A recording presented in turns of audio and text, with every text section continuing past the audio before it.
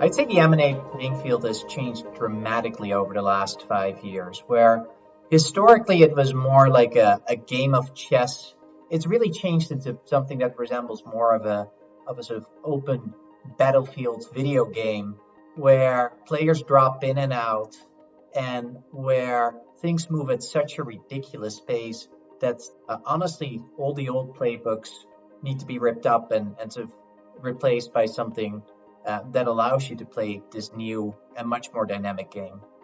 If we think coming out of this crisis of the things companies need to do, we see five things. And the very first thing, and honestly the start of anything that an M&A team should do, is relook at the mandate for the M&A team and relook at our corporate strategy and how can M&A help accelerate, amplify our corporate strategy. What are the type of deals that we should do, and what are the kind of assets that are available? Secondly, it's very important that you are able to do a proper assessment of your required capabilities in order to deliver the strategy. And this needs to be very broad related to your thinking. So it's not just pure M&A buy-side related, it's also relating to many different archetypes of partnerships relating to JVs, alliances, corporate venturing. So it's important to be as broad as possible in your thinking.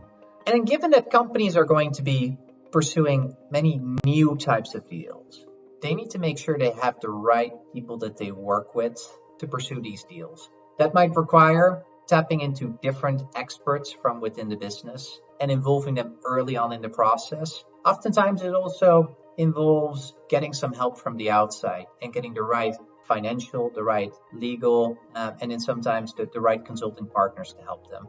Number 4, you have to be very proactive, we believe, in developing a list of top targets right from the outset.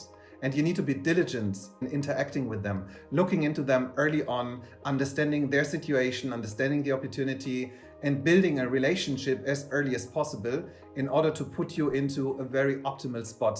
The last point is just recognizing that when you go and pursue these deals, there's a really important step between being interested in doing the acquisition, that is due diligence.